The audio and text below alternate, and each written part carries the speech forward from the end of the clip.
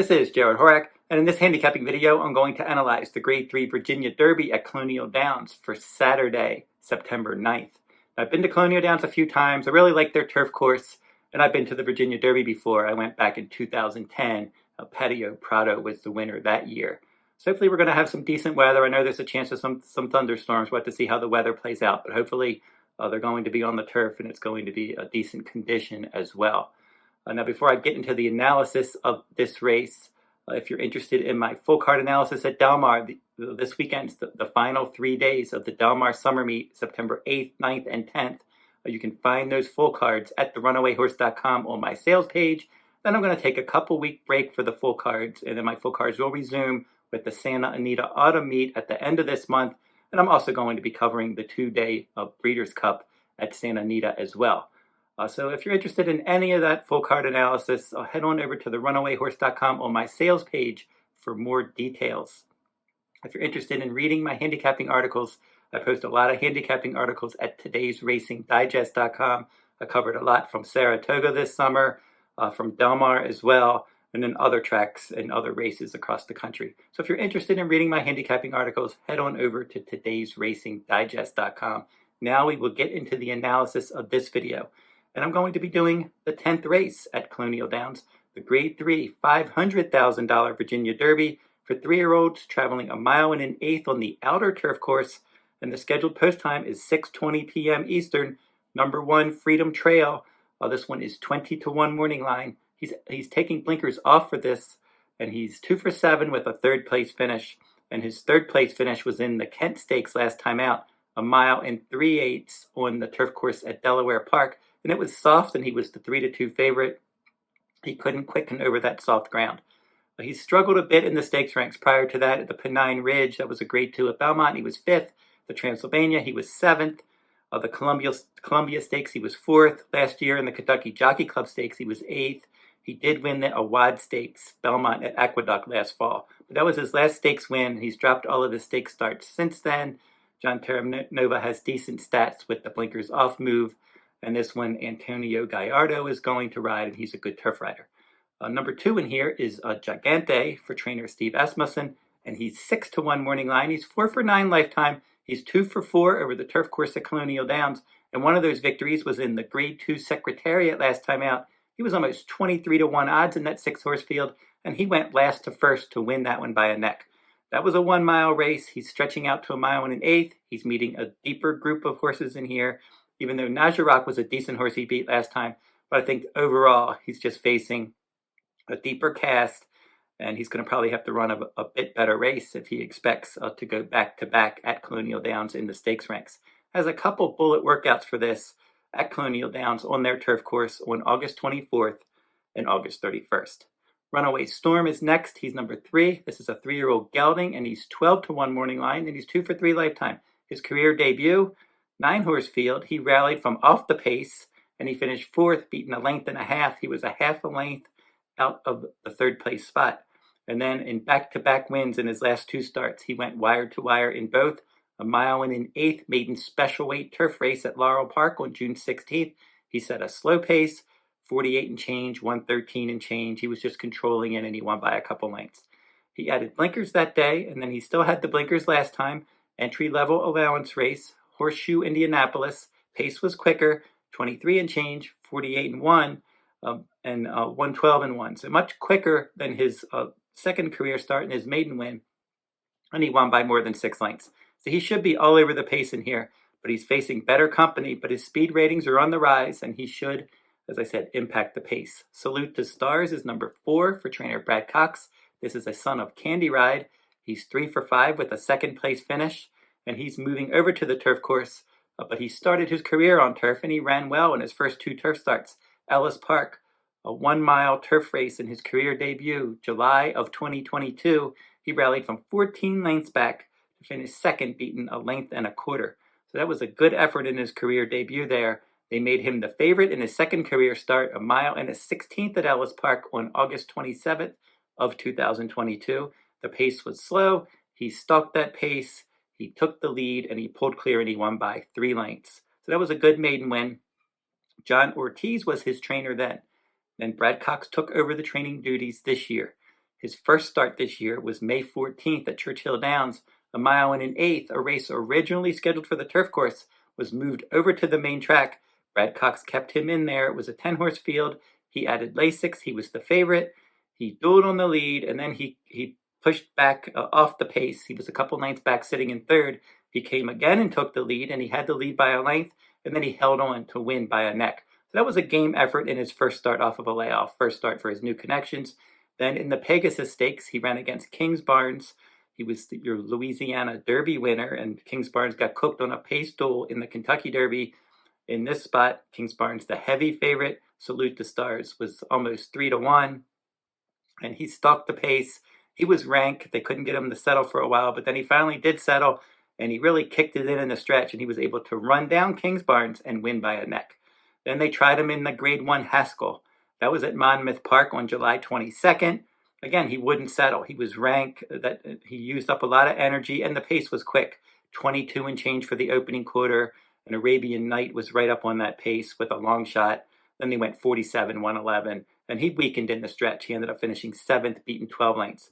Now, Go Rocket Ride was the winner there, stalking the pace. Kentucky Derby winner Mage rallied from off the pace to finish 2nd, and Arabian Night, making his first start since January, ended up finishing 3rd.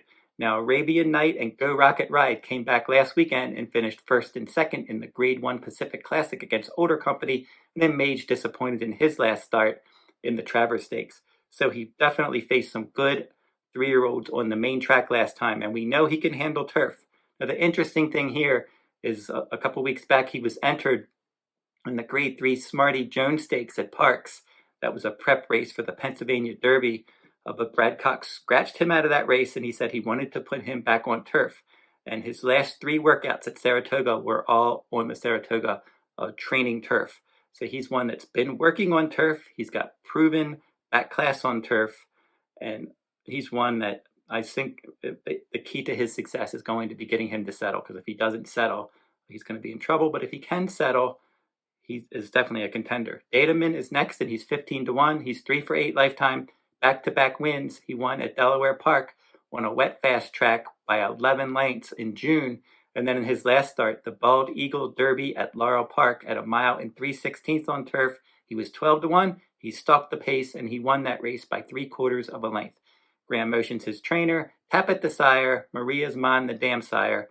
George Ruiz rode him in his last 2 starts, and they both were victories. And he does good work with trainer Graham Motion. And he's won at Colonial Downs before. So there's some things to like here at a price. I think he's probably a bigger threat underneath, though. Mondego is next, and he's 5-1 morning line for trainer Christophe Clement. 2 wins from 6 starts with a 2nd and a 3rd place finish, and he's had some success at this distance. 4 starts with 2 wins and a 2nd. Last time he disappointed in the Saratoga Derby, 7th, beaten 10 lengths. But prior to that, in the Belmont Derby, he set the pace at 41-1 odds. And he was 3rd, beaten a length. Farbridge won that one. If Farbridge was in this race, he would be a heavy favorite. So Mondego ran well in that race, and he was stepping up after back-to-back mile and an eighth wins on the inner turf at Belmont Park, where he set the pace and stalked the pace. So he has early pressing versatility. Trevor McCarthy's going to ride for the first time, and we'll see what kind of trip he's going to work out. He'll be forwardly placed, but if others want to go, I think he'll be comfortable stalking the pace. Activist Investing for trainer Chad Brown. Now, he was entered in the Saranac Stakes at Saratoga recently, but they scratched and went here. And his stablemate, Carl Spackler, possibly the best 3-year-old turf horse in the country, he won that race. And then Carl Spackler also won the Grade 2 Hall of Fame Stakes at Saratoga. So Activist Investing scratched out of the Saranac, goes here instead. Virgal Lynch is going to ride. He's a good turf rider.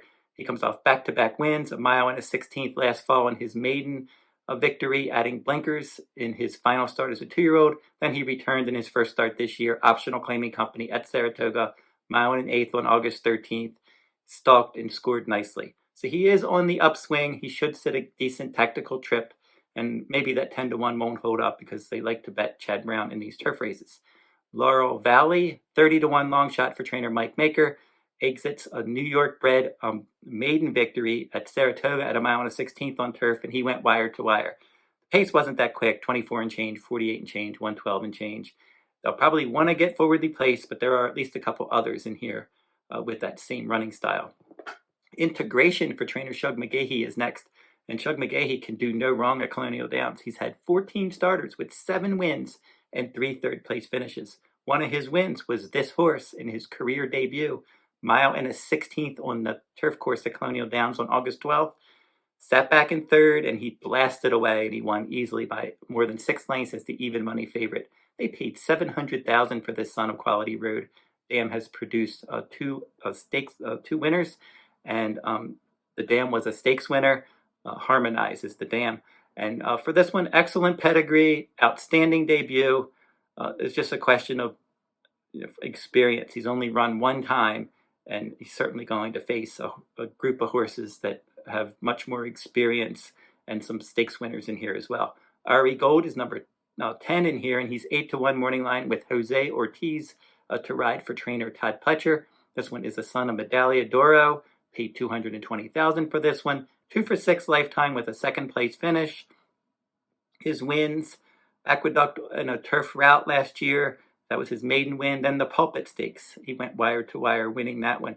He wired the field in his maiden win as well. And then in a couple of starts this year, in his first start, he stalked the pace and weakened.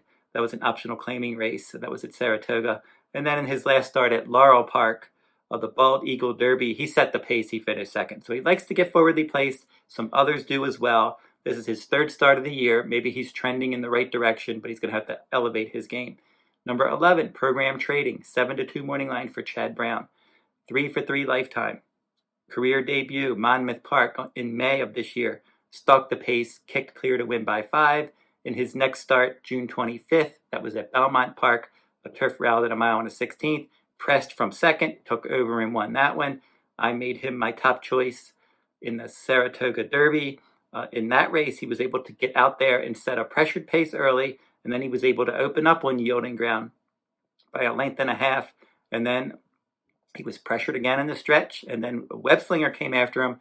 Those two really battled, but Program Trading got past, came back, turned away Webslinger, and he won by a head. Didn't have Lasix that day. That was a good effort on yielding turf. He really ran a big race that day, and this one, they paid more than $300,000 for him. Flavien Prat's going to ride. He was aboard for his last 2 wins, and he's got that early pressing versatility, and from post 11, I don't think they're going to want to go to the lead. A few others will. He'll probably end up stalking while out in the clear. So I think Program Trading is the one to beat. I certainly could easily see him winning this race. I won't pick him on top this time, but again, I really like him. He's definitely in the mix, and I think that he has a decent shot. Chad Brown's other horse is on the upswing as well, Activist Investing, and he'll be a much bigger price than Program Trading, but maybe he's a cut below that one. I'm going to go with the 4, Salute the Stars, as my top choice. I just think this is an intriguing move for Brad Cox. As I said, he began his career on turf, and he ran really well in his first 2 turf starts. They wanted to run him on turf earlier this year.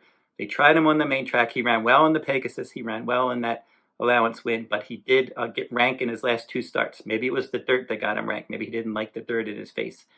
So this is one that I think getting back to the turf course, and they scratched him out of the Smarty Jones Stakes to specifically target a turf race, and this is the race they came up with, and he's been working on turf, and I just think if they can get him to settle early, I think Salute the Stars can kick home in the stretch, tracking the pace, and he can kind of be placed anywhere. As I said, he went 14 lengths back in his debut.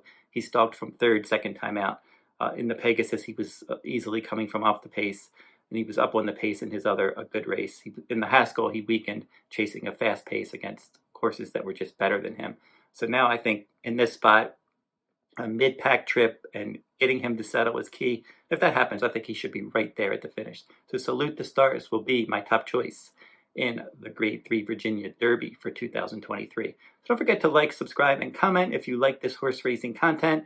Again, my full cards at therunawayhorse.com on my sales page for Del Mar, and also my articles at todaysracingdigest.com. And if you're interested in those full cards, remember that the Breeders' Cup full cards later this year will be available. I do that annual product every year, so make sure to check those out later this fall. And that will wrap up this video. And I'm going to be doing a couple more videos for Today's Racing Digest this week. I'm going to do the Del Mar Debutante for September 9th, and then for September 10th, the Del Mar Futurity. So make sure to check out those videos on my YouTube channel this week. And then I'm also going to be doing articles at todaysracingdigest.com to go along with those videos for those races. So until I see you next time, good luck at the races.